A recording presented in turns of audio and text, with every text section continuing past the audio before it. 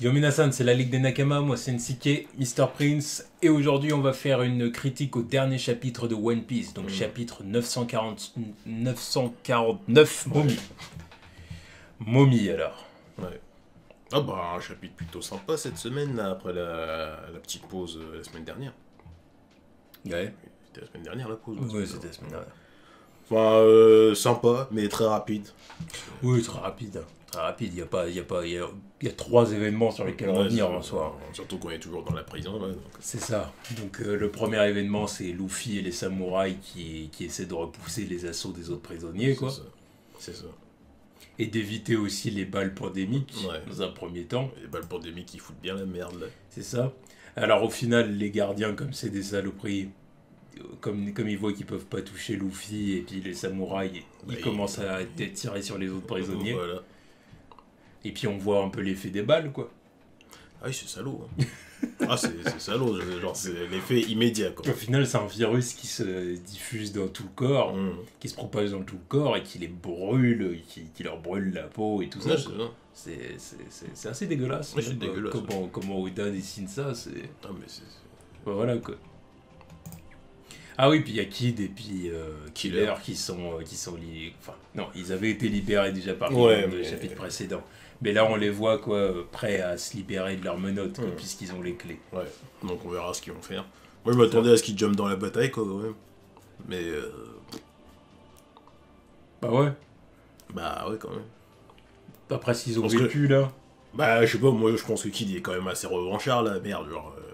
Non, mais qu'ils soient revanchards. Ce que vous avez fait à ce que vous avez fait à mon pote et à mon crew, là, tu vois, mais tous vous niquer. Ouais, mais là, attends, on attend de voir, parce que pour l'instant, il est encore menotté, il a encore menotté, les clés. Mais, oui, il va faire son bordel plus tard, mais pas dans la prison. C'est ça, je veux dire. Qu'à la fin du chapitre, ils ont dit que c'est bon, la prison, elle est tombée, ils ont réussi à l'avoir. Parce que là, il faut laisser la gloire à Luffy, ouais. Il a rien à foutre là-dedans, Kid. Kid, il va avoir son moment de gloire plus tard. Voilà, c'est ça, bon, puis voilà, puis en même temps, il voit Luffy, voit Luffy en mode badass, quoi. Voilà, il impose le respect. Bon, bref, on y vient plus tard à tout ça. Et du coup, c'est ça, les prisonniers donc se relèvent après après avoir été infectés par le virus. Ils se relèvent et puis ils avancent un peu en mode zombie, quoi. En mode zombie, en mode momie, d'où le titre. Vers Luffy et puis les samouraïs. Et puis du coup, c'est ça qui fait qu'on les appelle les momies, quoi. C'est vraiment flippant comme merde, quoi. Et après, bon, on voit les prisonniers qui répètent à Luffy ce qu'ils avaient déjà dit dans le chapitre précédent, quoi. C'est en gros, toi t'es un étranger, tu vas te barrer, t'as pas de leçons à nous donner, quoi. Tu sais pas ce qu'on a vécu, regarde, parce que genre ils sont en mode, regarde juste que ces petites armes de merde dans les mains de sous-fifres de Kaido au fond. Alors qu'est-ce que tu crois que Kaido va nous faire, quoi. Donc et on n'a aucune chance, on va se faire baiser et tout ça. C'est ça. Ils disent encore, les samouraïs ont essayé il y a 20 ans, ils se sont fait soulever, nanani, nanana, oui, mais bon. Luffy n'était pas là. Voilà. Exactement ça. Voilà, alors bon, à ce moment-là, Luffy décide de faire un truc ultra badass, c'est qu'il touche les prisonniers. Ouais, c'est ça. Il touche les prisonniers pour se contaminer, clairement. L'objectif, c'est de se contaminer. Donc on le voit contaminé, quoi. Avec le regard de la détermination, genre je vais encaisser ça. Comme toujours. Et après, il dit, en gros, le virus n'a aucun effet sur moi. Et puis, en gros, moi, jamais mon esprit ne sera brisé. En gros, c'est ça qu'il dit. Et je suis là pour affronter Kaido. Réveillez-vous, vous êtes des esclaves, vous êtes des larbins. Comment vous pouvez accepter ça, quoi? En gros, battez-vous même s'il faut en mourir. C'est ça, en gros, qu'il leur dit. Parce que Luffy, c'est ça qu'on connaît de lui, c'est qu'il a pas peur de la mort. C'est ça, c'est marche ou crève. Voilà, je vais même aller plus loin, marche ou crève, oui, puis marcher dans le sens vraiment de la liberté. Ouais, c'est ça. Sois libre. Non, mais c'est ça. Sois libre, c'est pour ça qu'il veut être le seigneur des pirates, d'ailleurs. Évidemment. Il veut être libre. Donc, quand il les voit prisonniers, esclaves et tout, il dit, mais... ça fait 20 piges qu'ils sont là, quoi. Il dit, mais à quoi vous jouez, toi? À quoi vous jouez? À ce tarif-là, vaut mieux mourir. Ouais, c'est ça. Essayez de vous battre, et puis au pire, si vous mourrez, mourrez, quoi. Ce sera toujours mieux que de faire ce que vous faites. Travaux forcés pour des petites boulettes de conneries. Voilà, exactement. Donc voilà, donc il dit, moi maintenant je suis là, Donc let's go, quoi. Voilà. Bon, puis on voit Otama et Momo aussi. Sous les yeux de la petite frangine et du petit frangin. C'est ça, exactement. Tout admiratif. Donc clairement, les prisonniers sont touchés par le speech de Luffy, quoi. Un speech digne du Seigneur des Pirates. Parce que c'est énorme, tu vois. Ouais, c'est ça. Même les samouraïs sont impressionnés par le speech. Ils sont impressionnés par le speech. Et c'est là qu'on voit le pouvoir de Luffy qui est de se faire des alliés, attirer les gens vers lui. Le pouvoir que Mihawk redoutait. C'est ça. Le pouvoir que Mihawk redoutait. Et je vais même aller jusqu'à dire le pouvoir du héros de Shonen Neketsu. Aussi, accessoirement. Que Koda a mis en relief en disant c'est un pouvoir de Luffy. C'est bien quand même. Voilà. C'est un pouvoir de héros de Shonen Neketsu en général. C'est la façon de le mettre en avant, le truc.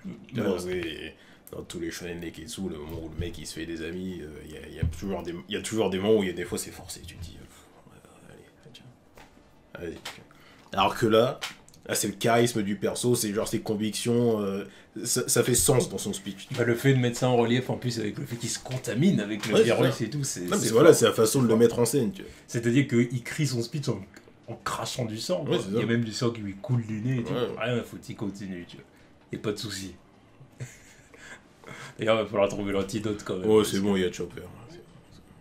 Oui, c'est vrai. C'est pas pour rien que Chopper il est là. Oui, c'est vrai. À part faire ami avec Big Mom, là, pour l'instant, il va servir à ça. Sinon, il sert à rien. Ça sert à rien de le ramener là. Bon, et donc, clairement, les prisonniers sont touchés. Ouais. Et à ce moment-là, du coup, les gardiens, dont Babanuki, disent faut arrêter ça. Faut arrêter ça, parce que clairement, là, il va y avoir une mutinerie. Là, c'est un début de rébellion, là, ça va faire. Voilà, surtout que Maître Queen est parti et tout. Il est parti s'occuper de Big Bob, là.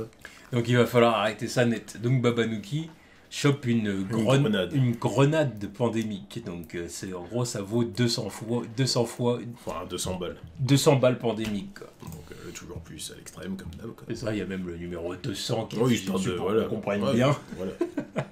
C'est la mort. Voilà. Sauf qu'à ce moment-là, Luffy chope sa trompe. Ouais, la trompe de son éléphant. Oui, voilà. Pas interprété d'une autre manière, tu vois. Toujours plus. Non, mais voilà. Non, mais la trompe de son éléphant, on le sait bien. Non, mais bon, il fallait prévenir que voilà, parce qu'il met la grenade dans la trompe de son éléphant. Parce que c'est des trucs à préciser, parce que c'est putain de One Piece, quoi. C'est putain de One Piece, et c'est toujours les moments, mais putain, mais qu'est-ce qu'il fait Et puis donc, du coup, voilà, avec la petite phrase badass, tu vois. C'est ça. À l'instant, j'ai vu un futur bien sinistre. C'est vrai que c'était pas mal. Stylé, tu vois. C'est pas mal. C'était stylé. Et donc la grenade explose dans Babanuki, quoi. Ouais. Et là, tu te dis, puis ça fait un peu un truc Power Rangers, là. Ouais, c'est ça. Avec l'explosion, ouais. Le Megazord qui se retourne, voilà, et let's go, quoi. Ouais. Alors la mission est remplie. The job is done. Et puis voilà, bon du coup, clairement ça va être le début de la mutinerie, quoi. Au début, oui, c'est ce qui sonne le début, et puis après, quelques cases après, on voit que ils ont réussi, quoi. C'est ça. Ils ont réussi à reprendre la prison, quoi. C'est ça, Luffy est le roi de la prison, mais bon, ça on s'en doutait. Hein. Ça tout se passe comme prévu, quoi. Voilà, à partir du moment où Queen partait, on savait très bien que ça allait tourner comme ça. Donc ils ont pris la prison. C'est ça. 8 jours avant la bataille finale. C'est ça. Donc à voir ce qui va se passer après, quoi. Donc c'était un bon chapitre. Ouais, c'est un bon chapitre plutôt court, dans lequel il s'est pas passé des choses exceptionnelles. Voilà, on savait que ça allait se passer. C'est surtout qu'il fallait boucler boucler l'histoire du groupe de la prison. Ouais, voilà. Comme ça, c'est bon. Parce que genre, ça fait 3 ou 4 chapitres qu'on est toujours là, donc... Ouais. Ça, c'est bon, c'est fait, on passe à autre chose, quoi. Ouais, c'est clair. C'est clair.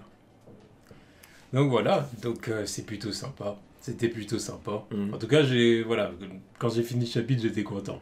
Parce que j'aime voir Luffy gagner en badassitude, voilà, mais gagner en stature. Par ses actions, tu vois. Par ses actions et par son discours, pas par sa force physique ou par le combat, tu vois. Oui, je combats, je bats l'ennemi et donc c'est moi le meilleur. Voilà, non, ça, je trouve ça plus intéressant aussi, parce que c'est les moments que tu veux voir, les moments de maturité, les moments où Luffy s'impose comme le futur roi des pirates. C'est genre, impose ton charisme. C'est bien gentil de défoncer la gueule à tout le monde, mais prouve pourquoi t'es le meilleur. Ah, je suis d'accord, exactement, je suis d'accord. Et là, ouais, c'est fait avec brio, quoi. Voilà. C'est exactement ce que tu dis, quoi. Ça montre sa maturité. Mais de toute façon, je trouve qu'on voit de ça dans l'arc Wano depuis le début de l'arc Wano.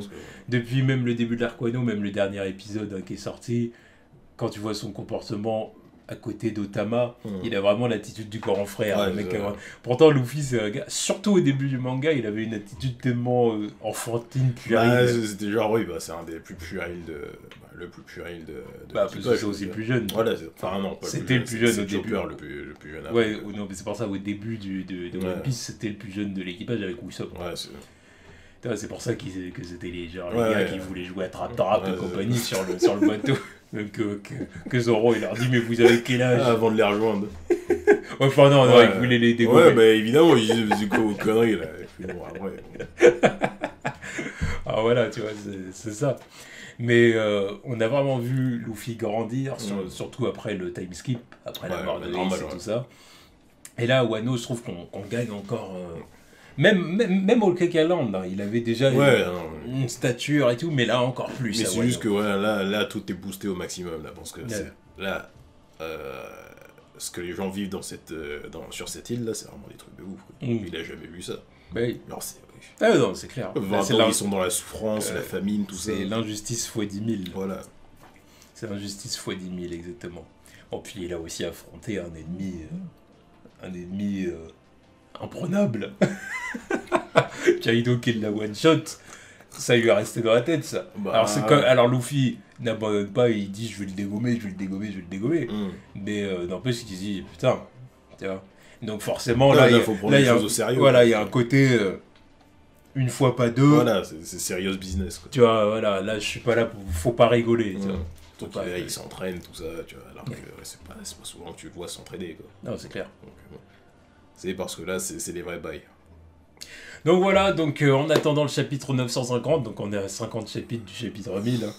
C'est un truc de malade, quand même.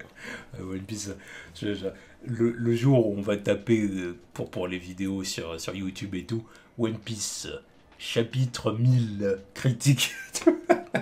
C'est 1000. Quand je vais taper 1000, je vais être putain. Je sais même pas ce qui va se passer dans ce chapitre parce que faudra que ce soit un truc d'anthologie aussi. Ah bah bien sûr. Bien sûr. Ils nous ont révélé un truc de malade. Bah tu dis que dans 50 chapitres, donc ça sera peut-être le combat contre Kaido. Ouais, bah oui, ouais. Vu que ça parle de 8 jours. Bah oui, 50 chapitres, c'est faisable. Le combat contre Kaido, je dirais plutôt le début du combat contre Kaido. Ce sera sûrement pas la fin. Ouais, jamais de la vie. Ouais, voilà, je vois ça comme ça. Enfin bon voilà, du coup on attend le prochain chapitre avec impatience, comme d'habitude. Voilà. Tchuss.